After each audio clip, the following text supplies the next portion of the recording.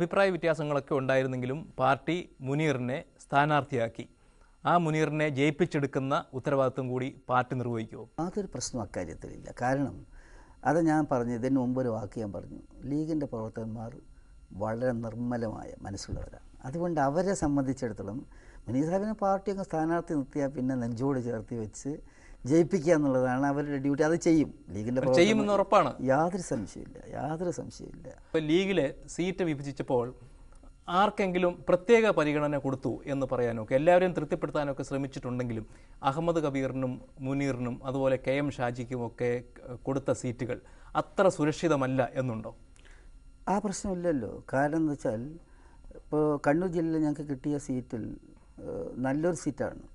ഞങ്ങൾ പെരുങ്ങളം കഴിഞ്ഞാൽ പിന്നെ കണ്ണൂർ ജില്ലയിൽ ഞങ്ങൾക്ക് മത്സരിക്കാൻ പറ്റിയ ഏറ്റവും നല്ല സീറ്റ് അഴീക്കോടാണ്. ഞങ്ങൾക്ക് അവിടെ നല്ല വിജയസാധ്യതയുണ്ട്.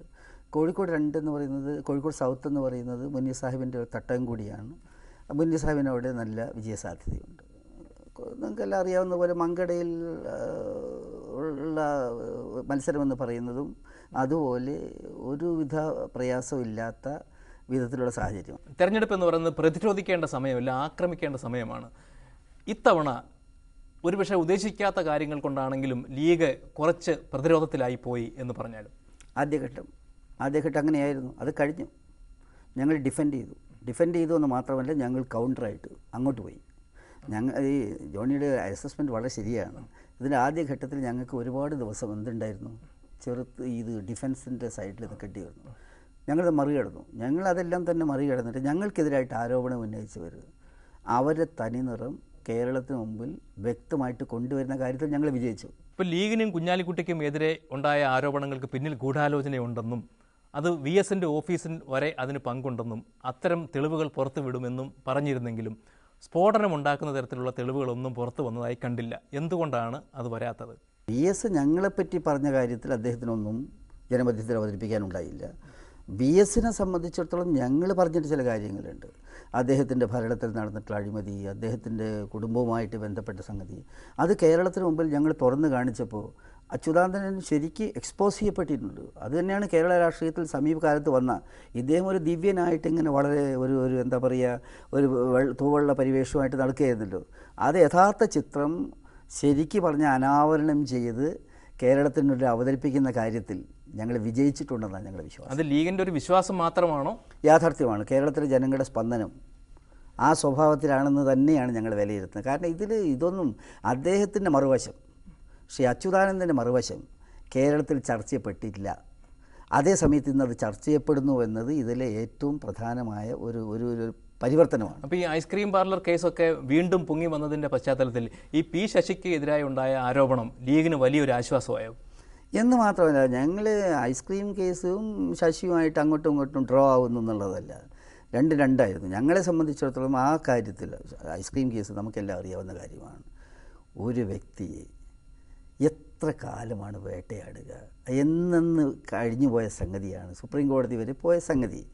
പക്ഷേ അപ്പുറത്തുള്ള കാര്യത്തിൽ ഇപ്പോൾ ഐസ്ക്രീം കേസിലൊക്കെ പറഞ്ഞ ആളുകൾ, സാക്ഷികളൊക്കെ നമുക്കറിയാം, എൻ്റെ സംഗതിയൊക്കെ അറിയാം. ഇത് ശരിക്ക് പറഞ്ഞാൽ മുഖ്യമന്ത്രിയുടെ വിശ്വസ്തനായിരുന്ന ഷാജഹാൻ അടക്കം, മുൻ മുഖ്യമന്ത്രിയുടെ പ്രൈവറ്റ് സെക്രട്ടറി അടക്കം പറഞ്ഞിട്ടുള്ള സംഗതികൾ, അതിനൊന്നും വിലയില്ലെന്നാണോ? ആരെങ്കിലും പറഞ്ഞതിനാണല്ലോ ഒരു വലിയ ഗൗരവം കാണിക്കുന്നത്. അപ്പോൾ ഇത്രയും ഉത്തരവാദിത്തപ്പെട്ട ആളുകൾ പറഞ്ഞ കാര്യങ്ങൾ, അതുപോലെ അഴിമതിയുമായിട്ട് ബന്ധപ്പെട്ട് ഞങ്ങളിപ്പോൾ ഉന്നയിക്കുന്ന എസൻസ് ലാബിൻ്റെ സംഗതിയാവട്ടെ, ലോട്ടറിയുടെ കാര്യമാവട്ടെ, നിങ്ങളൊക്കെ ധാരാളം കവർ ചെയ്തിട്ടുള്ള സംഗതിയാണ്. ഇതൊക്കെ പറഞ്ഞത് വെറുതെ നിൽക്കുന്ന ആളുകളല്ല. CAG മുതൽ CBI വരെയുള്ള നടപടിക്രമങ്ങൾ നോക്കിയിട്ട് അതിലൂടെ വന്ന സത്യങ്ങളാണ് ഈ എസൻസ് ലാബിനെ സംബന്ധിച്ച കാര്യങ്ങളൊക്കെ. അപ്പോൾ അത്തരം കാര്യങ്ങൾ അവരവലംബിച്ചതുപോലെ ആരെങ്കിലും ഒരു ക്രെഡിബിലിറ്റി ഇല്ലാത്ത ആൾ പറഞ്ഞതുപോലെയല്ല ഞങ്ങൾ പറയുന്നത്. ഇത്തരം ആളുകളെല്ലാം പറഞ്ഞ കാര്യങ്ങൾ വെച്ചുകൊണ്ടാണ് അവരുടെ അഴിമതിയുടെ ചിത്രം ഞങ്ങൾ പുറത്തു വന്നത്. താങ്കൾ പറഞ്ഞതുപോലെ ലീഗ് ആദ്യം പ്രതിരോധത്തിലായത് ഇത്തരം ചില കേസുകൾ കൊണ്ടാണ്. നമ്മളൊന്ന് ആലോചിച്ച് നോക്കിയാൽ ഈ കുഞ്ഞാലിക്കുട്ടിക്കെതിരെ ഉണ്ടായ ആരോപണങ്ങൾ റൌഫാണ് പുറത്തു കൊണ്ടുവന്നത്. അത് കുഞ്ഞാലിക്കുട്ടി മന്ത്രി എന്ന നിലയിൽ ചെയ്തതല്ല, പാർട്ടി ലീഡർ എന്ന നിലയിൽ ചെയ്തതല്ല. അവർ തമ്മിലുള്ള വ്യക്തിവൈരാഗ്യമാണ് ഒരു കണക്കിന് അതിൻ്റെ ആധാരം. പക്ഷേ അതിനൊക്കെ പാർട്ടിക്ക് മറുപടി പറയേണ്ടി വന്നു.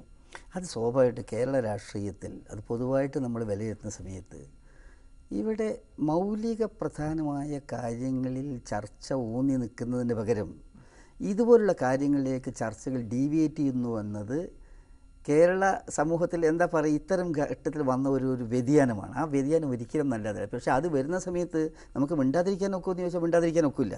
ഞങ്ങൾ വലിയ തത്വം പറഞ്ഞ് ഇതൊന്നും ചർച്ച ചെയ്യപ്പെടേണ്ട കാര്യമില്ല എന്ന് പറഞ്ഞിട്ട് മാറി നിൽക്കാൻ ഒക്കില്ലല്ലോ. പക്ഷേ ഒരു നിർഭാഗ്യകരമായ കാര്യം, ഇപ്പോൾ ഗവൺമെൻറ് കാര്യം തന്നെ എന്താ, 5 കൊല്ലം കഴിഞ്ഞിട്ട് അവർ പൊക്കി പിടിക്കുന്നത് എന്താണ്? ഇതുപോലുള്ള ചില കാര്യങ്ങളല്ലേ, മൗലികമായ കാര്യങ്ങൾ ജനങ്ങൾ ശ്രദ്ധ തിരിച്ചുവിട്ട് സെൻസേഷനിലേക്ക് കൊണ്ടുപോകാൻ ഉപയോഗിക്കുന്ന ചില സൂത്രപ്പണികളാണ് ഇക്കാര്യത്തിൽ ഉണ്ടായിട്ടുള്ളത്. റൌഫ് ഉന്നയിച്ച ഒരു ആരോപണമാണെങ്കിൽ കൂടി താങ്കളെ ഡൽഹിക്ക് അയച്ചതിൻ്റെ പിന്നിൽ കുഞ്ഞാലിക്കുട്ടി ആണ് എന്ന് വിശ്വസിക്കുന്ന പല ആളുകളുമുണ്ട്. അപ്പോൾ ഇവിടെ നിന്ന് ഒഴിവാക്കാൻ വേണ്ടി താങ്കളെ ഡൽഹിക്ക് അയച്ചു എന്ന്. ഇപ്പോൾ ഭരണം കിട്ടുകയാണെന്നുണ്ടെങ്കിൽ ഒരുപക്ഷെ താങ്കൾ ഇവിടെ ഒരു മന്ത്രിയാവേണ്ട ആളായിരുന്നു. അതിലൊരു വിഷമം താങ്കൾക്കുണ്ടോ? ഈ പറയുന്നതിൽ അർത്ഥമില്ല ജോണി. അത് ചില ആളുകൾ പറയുന്നുണ്ട്. യഥാർത്ഥത്തിൽ ഞാനിപ്പോൾ എന്നെ പാർലമെൻറ്റിൽ അയക്കാതെ ഞാനിവിടെ അങ്ങ് നിന്നിരിക്കട്ടെ. ഞാനിവിടെ നിന്നാൽ എൻ്റെ പാർട്ടിക്ക് ഞാൻ ഭീഷണിയൊന്നുമല്ലല്ലോ. എന്നെ അപ്പം അങ്ങനെ കയറ്റി അയക്കേണ്ട കാര്യമില്ല. അവിടെ ഒരു MP ആയിരിക്കുന്നതിനേക്കാൾ എന്തുകൊണ്ടും നല്ലതാണ് ഇവിടെ ഒരു മന്ത്രി ആയിരിക്കുന്നത്. അതിലൊരു വ്യത്യാസമുണ്ട്. അതൊക്കെയെന്ന് പറയുന്നത് പുറത്ത് നോക്കുന്നത്. ഞാൻ മന്ത്രിയായിട്ട് 7 കൊല്ലം നിന്നല്ലോ. മന്ത്രിയായിട്ട് നിൽക്കുക എന്ന് പറഞ്ഞാൽ എൻ്റെ ഒരു സത്യം പറഞ്ഞാൽ ഈ ലൈറ്റായിട്ട് വകുപ്പുണ്ടല്ലോ, അതൊക്കെ ആയിട്ട് മന്ത്രിയായിട്ട് നിൽക്കുന്ന സുഖമുള്ള കാര്യമാണ്. ഈ വിദ്യാഭ്യാസം പോലുള്ള സംഗതിയായിട്ട് നിന്നാൽ പുറത്തുനിന്ന് ആളുകൾ കാണുന്ന സുഖമല്ല അത് കൈകാര്യം ചെയ്യുമ്പോൾ ഉണ്ടാകുന്നത്. ഒന്ന്. രണ്ടാമത് ജോണിക്ക് ഓരോ കൊല്ലം നമ്മൾ കഴിയുമ്പോൾ ഓരോ വയസ്സ് കൂടുകയാണ്. അപ്പോൾ ഇവിടുത്തെ ഈ എന്താ പറയുക, ഈ ടെൻഷൻ ഏറ്റെടുത്ത് നിൽക്കുന്നതിനേക്കാൾ നല്ലത് ഒരു കണക്കിന് ഡൽഹിയാണ്. ഡൽഹിയിലേക്ക് ഇപ്പോൾ ആദ്യം പോകുന്ന സമയത്ത് എനിക്കും ഉണ്ടായിരുന്ന ഒരു സംശയം, ഞാനിപ്പോൾ അവിടെ പോയിട്ട് എന്ത് ചെയ്യാനാണ്? 500 ചില മഹാരഥന്മാരുള്ളൊരു സ്ഥലത്ത് എനിക്ക് എന്ത് ചെയ്യാൻ പറ്റുമെന്നുള്ളൊരു ടെൻഷൻ എനിക്കും ഉണ്ടായിരുന്നു. അപ്പോൾ പക്ഷേ ഞാൻ അവിടെ ചെന്ന് ചെറിയ തോതിൽ പരിചയപ്പെട്ട് ചെറിയ എൻ്റെ ഒരു മേൽവിലാസം ഉണ്ടാക്കി, നിങ്ങളൊക്കെ സഹായിച്ച് പ്രസംഗങ്ങളൊക്കെ പത്രങ്ങളിലൊക്കെ വന്ന് അങ്ങനെ നോക്കുക ചെറിയൊരു ഫൂട്ടിങ് ഞാൻ അവിടെ സ്ഥാപിച്ചെടുത്തു. അപ്പോൾ എനിക്കിപ്പോൾ തോന്നുന്നൊരു കാര്യം, അന്ന് പോകുന്ന സമയത്ത് അത്രയും ഇഷ്ടമായിട്ടല്ല പോയത്, പാർട്ടി തീരുമാനിച്ചു പോയി. ഇപ്പം എനിക്ക് തോന്നുന്നത് കംഫർട്ടബിളായി, ദൈവം ചെയ്തൊരു അനുഗ്രഹമായിട്ടാണ് ഞാൻ കാണുന്നത്. പക്ഷെ അന്ന് മത്സരിച്ച സമയത്ത് അല്പമെങ്കിലും സംശയം താങ്കൾക്ക് തോന്നിയോ, എന്നെ ഇവിടെ നിന്ന് ഒഴിവാക്കാൻ വേണ്ടിയാണ്? അങ്ങനെ തോന്നിയില്ല. പക്ഷേ എനിക്ക് തോന്നിയത് എന്താണെന്ന് വെച്ചാൽ, ഞാൻ ഒരു വ്യക്തിത്വം സ്ഥാപിച്ചെടുത്ത കേരള രാഷ്ട്രീയത്തിലല്ലേ. ഇപ്പോൾ ഡൽഹി പോകുന്നത് എനിക്ക് അത്ര നല്ലതാണെന്ന് ഞാൻ വിചാരിച്ചത് ശരിയാണ്. അത് പാർട്ടി പറഞ്ഞപ്പോൾ ഞാൻ ചെയ്തു എന്നുള്ളത്. പക്ഷേ ഇന്ന് എൻ്റെ ചിന്താഗതിയിൽ ഓരോ കാര്യം നമ്മൾ അഭിമുഖീകരിക്കുമ്പോഴല്ലേ നമ്മൾ അറിയുള്ളൂ. ഡൽഹി പോയി നോക്കുന്ന സമയത്ത് എനിക്കത് ഇഷ്ടപ്പെട്ടു സത്യത്തിൽ. ഇപ്പോൾ താങ്കൾക്ക് അത് ഇഷ്ടപ്പെട്ടു. പക്ഷേ കുഞ്ഞാലിക്കുട്ടിയുടെ അന്നത്തെ ഉദ്ദേശ്യം, അതിനെ താങ്കൾ സംശയിക്കുന്നുണ്ടോ? ഇല്ല. കുഞ്ഞാലിക്കുട്ടി ഒരിക്കൽ പറഞ്ഞൊരു വാക്ക് ഞാൻ ഓർക്കുകയാണ്. എന്താണെന്നറിയോ? കുഞ്ഞാലിക്കുട്ടി ഒരിക്കൽ പറഞ്ഞു, എൻ്റെ ജീവിതത്തിൽ ഞാൻ ഏറ്റവും കഷ്ടപ്പെട്ടത് 2 ഇലക്ഷനാണ്. ഒന്ന് ബഷീറിനെ തോൽപ്പിക്കാൻ, ഒന്ന് ബഷീറിനെ ജയിപ്പിക്കാൻ. അതായത് എന്നെ തോൽപ്പിക്കാൻ എന്ന് പറഞ്ഞാൽ ഞാൻ പെരുങ്ങലത്ത് മത്സരിച്ച സമയത്ത് ഞങ്ങളുടെ പാർട്ടി 2ആണ്. വലിയ വാശിയുള്ള ഇലക്ഷൻ. അന്ന് അതിന് അപ്പുറത്തെ നേതൃത്വം കൊടുത്ത് കുഞ്ഞാലിക്കുട്ടിയായിരുന്നു. അവർ വളരെ, കുഞ്ഞാലിക്കുട്ടി പറഞ്ഞു അന്ന് കഷ്ടപ്പെട്ടു, രണ്ടാമത് പൊന്നാനി ജയിപ്പിക്കാനും. അപ്പോൾ അതിനും കഷ്ടപ്പെട്ടു. അപ്പോൾ അത് അദ്ദേഹം ഹോണസ്റ്റ് ആയിരുന്നു ആ കാര്യത്തിൽ. അതല്ലാതെ എന്നെ അവോയ്ഡ് ചെയ്യാനുള്ള ഒരു സംഗതി അതിലുണ്ടായിരുന്നില്ല. നല്ല ഉദ്ദേശത്തിൽ ചെയ്ത കാര്യമാണത്. അതിൽ വേറെ UDFിലെ മുഖ്യ പാർട്ടി കോൺഗ്രസ്സാണ്. കോൺഗ്രസ് തീരുമാനിക്കട്ടെ, ഞങ്ങൾ ഇടപെടില്ല.